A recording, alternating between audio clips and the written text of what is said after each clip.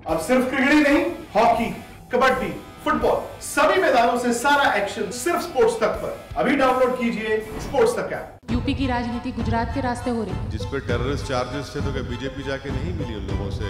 ये मामला ऐसा है ना कि अगर नाम अतीक हो या मुख्तार हो या शहाब हो तो गिल्टी अंटिल प्रूवन इनोसेंट और दूसरों को इनोसेंट अंटिल प्रूवन गिल्टी, ये दो मियार है। ये दो मियार ये बताता है कि कैसे हिपोक्रेसी को अडॉप्ट किया जाता है। बीजेपी के चचा जान है आप। ये एक बात सच्चाई है कि मुसलमानों के ताल्लुक से इस तरह की बातें ये लोग जुमले इस्तेमाल करते हैं सिर्फ मुसलमानों के बारे में। विधानसभा के चुनाव आ रहे हैं तो गुजरात में भी विधानसभा के चुनाव में AIMIM क्या विधानसभा की सभी सीटों पे चुनाव लड़ने जा रहे हैं? AIMIM के अध्यक्ष ओवैसी साहब आज अहमदाबाद पहुंचे हुए थे, आतिक अहमद से मिलने जा रहे थे साबरमती सेंट्रल जेल, लेकिन मिलने नहीं दिया। कहीं ना कहीं जो यूपी की राजनीति है वो इन दिनों गुजरात से हो रही है, उसी पर बातचीत करने के लिए हमारे साथ मौजूद है ओवैसी साहब। सर ये बताइए, यूपी की राजनीति गुजरात के रास्ते हो रही है?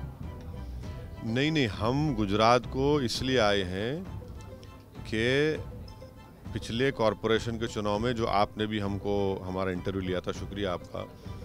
यहाँ पर हमारे कॉरपोरेटर कामयाब हुए, अहमदाबाद में, गोधरा में, भरूच में, मुडासा में। हम उनसे मिलने आए, शुक्रिया अदा करने आए जनता का, और वो कैसा काम कर रहे हैं और आने वाले विधानसभा के चुनाव में हमारी तैयारी कैसी चल रही है। संगठन के जिम्मेदारों से हमारी मुलाकात है आज शाम में भी। और अतीक साहब यहाँ साबरमती जेल में हैं, तो हम लेटर लिखे, ईमेल भी किए सुप्रिटेंडेंट साहब को साबरमती जेल के कि हमको मिलने की इजाज़त दीजिए। वो हमको मिलने की इजाज़त तो नहीं दिए, तो हम कम से कम जाकर सुप्रिटेंडेंट से मुलाकात करना चाहते थे कि भाई आप दूसरों को मिलने दे रहे हैं और हमको क्यों रोक रहे हैं। अतीक साहब से मिलना चाहते थे, तो वहाँ लोकल पुलिस ने हमसे कहा कि आप बाहर ही नहीं निकल सकते होटल के, डिटेन कर लेंगे। तो ये मालूम हो गया कि बीजेपी का इस तरह का बर्ताव हमसे वो जनता देख रही है, और उत्तर प्रदेश की जनता भी देख रही है कि हमको अतीक साहब से मिलने भी नहीं दिया गया जेल में जाकर। लेकिन आप अतीक अहमद जैसे लोगों को जिनके लिए जिन पे कहा जाता है कि कई मर्डर के आरोपी है, गुंडा टाइप है, तो ऐसे लोगों को क्यों अपनी पार्टी में शामिल करना चाहते हैं? जिस पे टेररिस्ट चार्जेस थे तो क्या बीजेपी जाके नहीं मिली उन लोगों से? जो ख्वाजा अजमेरी के बॉम्ब ब्लास्ट में कन्विक्ट हुए, जब उनको हाई कोर्ट ने बेल दी तो उनको जुलूस की शक्ल में लेकर गया था यहाँ पर, जब वो गाँव गए अपने वापस। कोर्ट जब फैसला करेगा जब हमको बताइए ना। ये मामला ऐसा है ना कि अगर नाम अतीक हो या मुख्तार हो या शहाब हो तो गिल्टी अंटिल प्रूवन इनोसेंट और दूसरों को इनोसेंट अंटिल प्रूवन गिल्टी, ये दो मियार है। ये दो मियार ये बताता है कि कैसे हिपोक्रेसी को अडॉप्ट किया जाता है। यूपी में किसके साथ आपका अलायंस रहेगा? अभी तो हम राजभर साहब के साथ हैं, संकल्प मोर्चा के साथ हैं, और पूरी तैयारी चल रही है। अब फिर हम 22 तारीख को संभल में हमारा एक मीटिंग है, फिर 25-26 को इलाहाबाद कानपुर में है, फिर 29 को नानपारा में। कंटिन्यूस हम जा रहे हैं, मेहनत कर रहे हैं। लेकिन यूपी की अगर बात की जाए तो राकेश टिकैत ने आपको चचा जान कहा कि बीजेपी के चचा जान है आप। नहीं, मुझे कोई फ़र्क नहीं पड़ता, मगर ये एक बात सच्चाई है कि मुसलमानों के ताल्लुक से इस तरह की बातें ये लोग जुमले इस्तेमाल करते हैं सिर्फ मुसलमानों के बारे में, चाहे वो उत्तर प्रदेश के मुख्यमंत्री हों या ये मौसूफ हों। तो इससे इनका एक मानसिकता या इनका मेंटल माइंडसेट मालूम होता है, जिसमें मुसलमानों के ताल्लुक से नफ़रत भरी हुई है, हेट्रेड भरी हुई है, तो इसीलिए इस तरह की बातें करते हैं। लेकिन योगी जी ने कहा कि वो तुष्टीकरण की राजनीति को खत्म कर देंगे। कहाँ ख़त्म किए? वो तो वही खुद कर रहे हैं। अपने खिलाफ केस को विड्रॉ करते हैं, अपने खिलाफ केस को प्रोसिक्यूशन की इजाज़त नहीं देते, और मुसलमानों का ग्रेजुएशन रेट खाली 2%। कौन जिम्मेदार है? क्या किया आपने 5 साल में, बताइए भाई। इक्वालिटी की जब आप बात करते हैं तो संविधान ये कहता है कि सब्सटेंटिव इक्वालिटी की बात होनी चाहिए। 5 से 15 साल की उम्र के हाईएस्ट ड्रॉप आउट रेट मुसलमानों का है, 60% के करीब। इसका जिम्मेदार कौन है? अरे ये कौन सा आपका है कि अगर एक अपर कास्ट का बच्चा पुलिस के एनकाउंटर में मरता है लखनऊ में, जो गलत है वो भी, आप पूरे पुलिस को सस्पेंड करते हैं, और जो दूसरे जो मुस्लिम होता है उसका एनकाउंटर होता है सस्पेंड नहीं होता।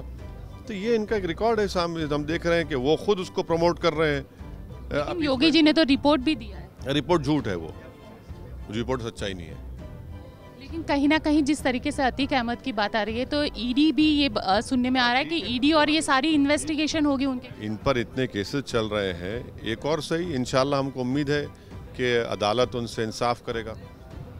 गुजरात की राजनीति में भी अब विधानसभा के चुनाव आ रहे हैं, तो गुजरात में भी विधानसभा के चुनाव में एआईएमआईएम क्या विधानसभा की सभी सीटों पे चुनाव लड़ने जाएगी?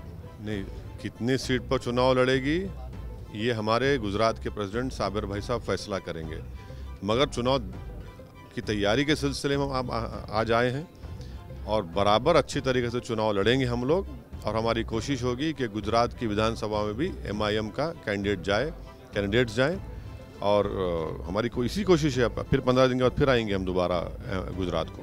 लेकिन गुजरात के कुछ नेता जो कांग्रेस के नेता है वो आपके संपर्क में है? हाँ, संपर्क में है, पहले भी थे वो। हमसे मोहब्बत करते, हम उनकी इज़्ज़त करते, और आज उनके एक बहुत बड़े कॉरपोरेटर हैं, 2-3 टर्म के, वो हमसे मुलाकात करने आए थे। एनपीआर एनआरसी में काफ़ी मेहनत की, देखिए क्या होता है आगे। कहीं ना कहीं जिस तरीके से राजनीति चल रही है तो आपको कांग्रेस आपको भाजपा की बी टीम कहती है, तो क्या आपको लग रहा है कि गुजरात में इसका जो असर है या यूपी के चुनाव में इसका जो असर है, आपको वोट कटवा पार्टी भी कहा जाए? नहीं, हमको तो देखिए कोई ऐसी गाली बची नहीं। अगर गालियों की डिक्शनरी बनाई जाएगी तो उसमें से 99% तो दे चुके हैं, अभी 1% बाकी है। हम दीजिए गाली, हमको फ़र्क नहीं पड़ता, मगर ये जो पार्टी का नाम लिए वो ये 2 चीज़ बता दे हमको। नंबर 1, 1984 से गुजरात में मुस्लिम एमपी क्यों नहीं जीता? मेरी वजह से, ओवैसी की वजह से। और फिर राहुल गांधी अमेठी की सीट क्यों हारे? मेरी वजह से, जब मेरा कैंडिडेट नहीं था। ये 2 बात का सवाल का जवाब दें। जनता देख रही है उनको कि इस तरह की बातें करने से मुझे कोई फ़र्क नहीं पड़ता, बल्कि मेरे हौसले और अज़म में और इजाफा होता है। हाँ, चलिए, ये थे ओवैसी साहब जिनका कहना है कि गुजरात के चुनाव में वो अब उनकी पार्टी यहाँ पे इलेक्शन विधानसभा चुनाव में लड़ने उतरेगी। कैमरामैन साजिद आलम के साथ गोपी घांगर, अहमदाबाद।